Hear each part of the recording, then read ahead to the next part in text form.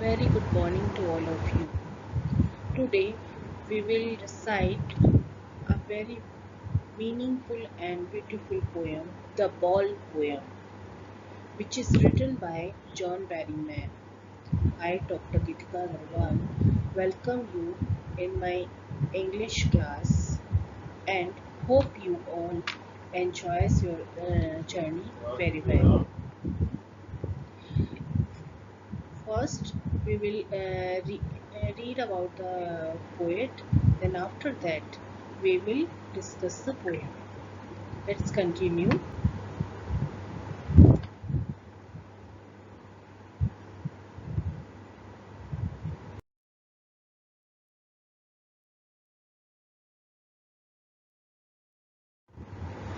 John Berryman, October 25th, 1914 to January 7, 1972. His life journey is from 1914 to 1972. He was an American poet and scholar born in McAlester, Oklahoma. He was a major figure in American poetry in the second half of the 20th century and was considered as a key figure in the confessional school of poetry. His best known work is The Dream Songs. John Berryman 25 अक्टूबर 1914 से 1972 7 जनवरी 1972 तक जीवित रहे। वो एक American poet थे, scholar थे और उनका जन्म मैकेस्टर ओक्लाहोमा में हुआ था। वो एक अमेरिकन पोइट्री के second half of 20th century में अमेरिकन पोइट्री के एक मुख्य पोएट थे, बहुत फेमस पोएट थे और उन्हें कन्फेशनल स्कूल ऑफ पोइट्री में एक मेन पोएट माना जाता था और उनका सबसे इम्पोर्टेंट और सबसे प्रसिद्ध कार्य है द ड्रीम सॉन्ग्स। ये आपको याद रखना है कि the dream song is a best known work of John Berryman. Now we will read a poem, The Ball Poem. Sorry.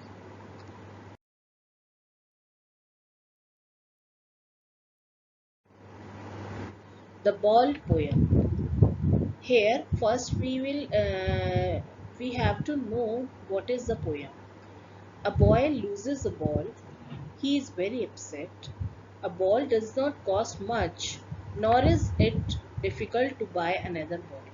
एक लड़के की बॉल खो जाती है खेलते हुए और वो उस बात से बहुत दुखी है। उसकी बॉल की कीमत ज़्यादा नहीं है पर and nor is difficult to buy another ball, और ना ही नई बॉल खरीदना इतना डिफिकल्ट है। But why then is the boy so upset, तो फिर वो लड़का इतना दुखी क्यों है?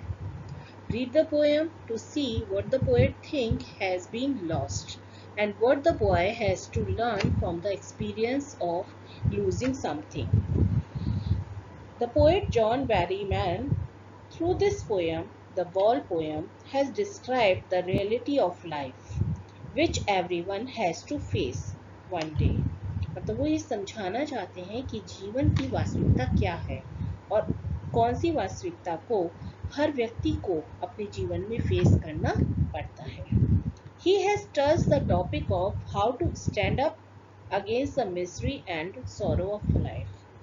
He want to make sure, वो मनुष्य को ये समझाना चाहते हैं कि कैसे आप जीवन के सत्य को पहचानेंगे और कैसे आप जीवन के दुख से, परेशानियों से उबर सकते हैं, कैसे आप स्वयं समझ सकते हैं कि आपके दुख से आपको कैसे पार पाना है, कैसे सीखना है उससे लड़ना।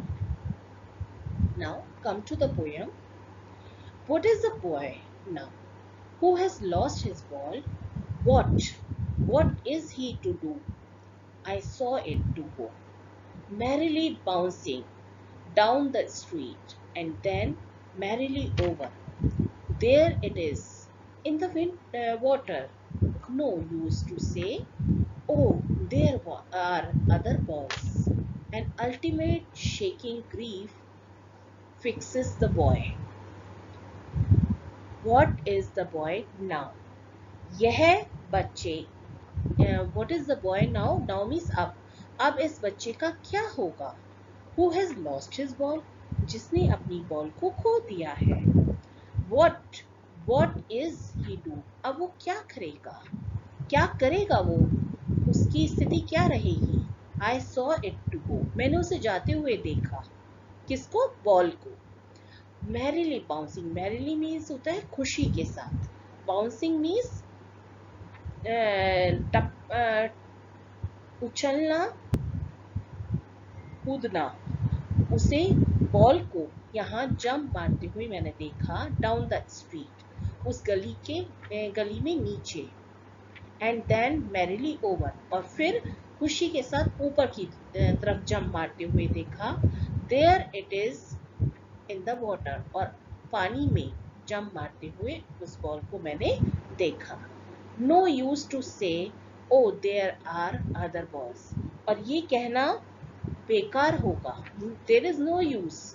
ये कहना बिल्कुल बेकार है कि दूसरी बॉल भी हो सकती है या वहां पर और भी उस बच्चे के पास और भी बॉल है. मतलब ये बोलना यहाँ पर गलत होगा कि वो बॉल उसके पास और भी बॉल है. An ultimate shaking grief fixes the boy. किंतु गेंद के खो जाने से उस लड़के को. अल्टीमेट मीन्स असहनीय, बहुत अधिक. शेकिंग मीन्स हिला देने वाला. ग्रीफ मीन्स दुख.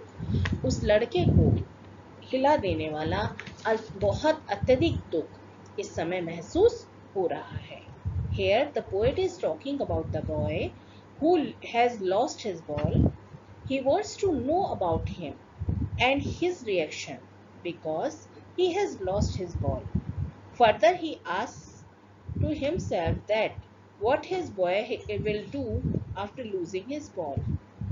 The boy has seen the ball going away from the boy. He says that the ball was cheerfully jumping up and down in the street.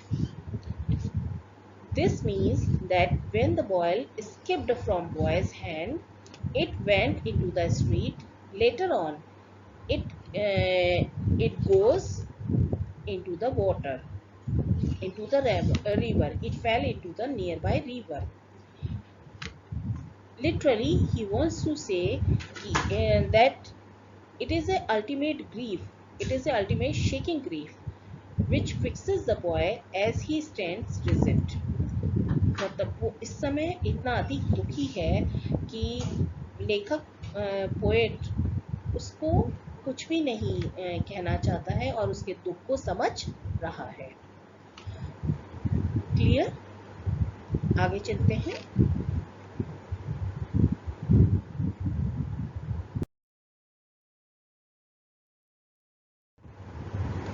As he stands rigid, trembling, staring down all his young days into the harbor where his ball went, I would not intrude on him a dime. Another ball is worthless. Now he senses first responsibility in the word of possession. Yes, rigid means होता है still रहना, हिलना डुलना नहीं होता. Still और hard. Trembling means shaking, कांपना. Staring down, नीचे की तरफ घूरना. हार्बर वो शेड वाला प्लेस होता है या ओपन प्लेस होता है जहां पर खेला जाता है या वो बच्चा खेलता था. नाउ गेंद के गायब हो जाने से वह इतना दुखी है कि वो एक ही जगह पर रिजिड होकर, मतलब एक ही जगह पर स्टिल होकर खड़ा हुआ है. दुख से वह कांप रहा है और नीचे की तरफ बहुत घूर के और आशा के साथ देख रहा है कि शायद उसकी बॉल उसे मिल जाए. All his young days into the harbor where his ball went. और उस हार्बर में, उस स्पेस पे, उस ओपन स्पेस पर जहाँ वह गेंद से खेलता था, वह अपनी पुरानी सारी यादों को, यंग डेज मीन्स पुरानी यादें, तो वो छोटा सा था जब उसे बॉल मिली थी, जब उस बॉल को उसने प्राप्त किया था, वो सारी यादें उसकी ताजा हो जाती हैं। I would not intrude on him. Intrude means interfere करना होता है, और उसके अधिकार क्षेत्र में घुसना होगा। A dime, dime means 10 Saint, पैसों के लिए लिया जाता है। Worthless means बेकार।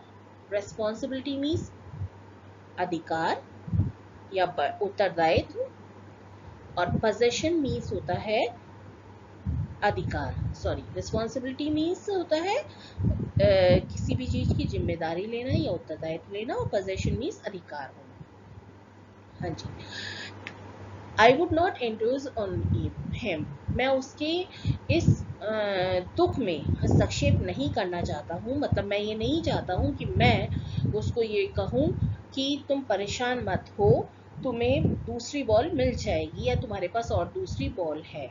अ डाइम मतलब बहुत बड़ी बात नहीं है, 10 सेंट में अनदर बॉल इज वर्थलेस, दूसरी बॉल प्राप्त की जा सकती है परंतु वो व्यर्थ है, बेकार है।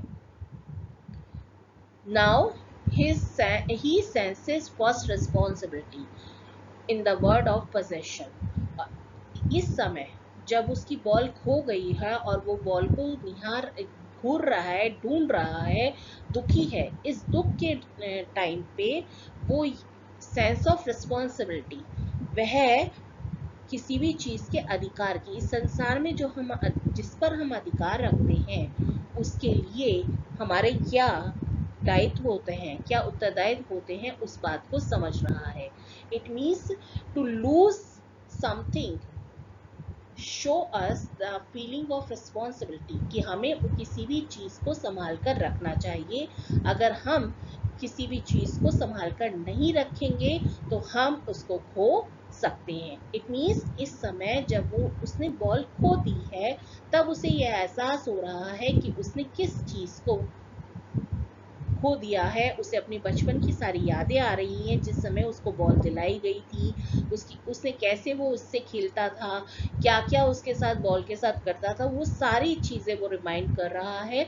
और इस बात से वो आगे के जीवन के लिए एक सीख ले रहा है कि अगर हम अपने अधिकार वाली चीज़ों का ध्यान नहीं रखते हैं, या जो चीज़ें हमारे पास हैं अगर हम उनको सुरक्षित नहीं रखते हैं, संभाल के नहीं रखते हैं, तो हमारे साथ क्या हो सकता है, और हम अगर उसे खो देंगे तो हमारी परिस्थिति कैसी होगी। These are the things वो पोएट ये समझाना चाहता है। उस समय वो ये भी कह सकता था छोड़ो इस बात को, कोई फर्क नहीं पड़ रहा, बॉल खो दी दूसरी, बट पोएट चाहता है कि वो उस बात से सीखे ताकि वो आगे के समय में अपनी चीज़ों की, अपनी जिम्मेदारी को, अपनी अधिकार की चीज़ों की उत्तरदायित्व को समझे। अगर उस समय वो उसको नहीं समझता है तो जीवन में आगे अपनी चीज़ों की इम्पोर्टेंस को वो समझ नहीं पाएगा। The poet says that there is no benefit of consoling the boy by saying that he will get another ball because he has other balls too. He says so because the boy is feeling very sad. He is completely surrounded by sorrow. He is sad because all the memories of his childhood went down the harbor with the ball.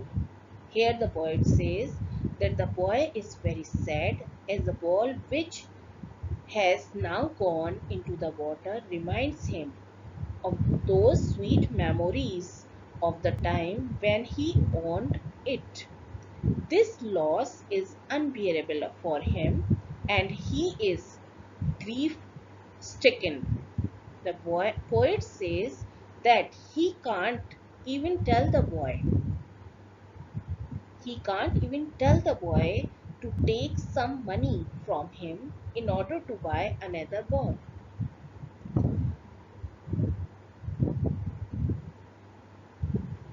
He says so because the new ball will not bring the sense of belonging to the boy. Further, the poet says that the time has come for the boy to learn the responsibility of taking care of his things. Okay, this is the main purpose of the poet, that he want to show or he want to teach the boy that what is the feeling of responsibility, how he take care of his belongings so that he can learn about that. Okay, I think you can understand this thing. We will continue it later on. Thank you so much.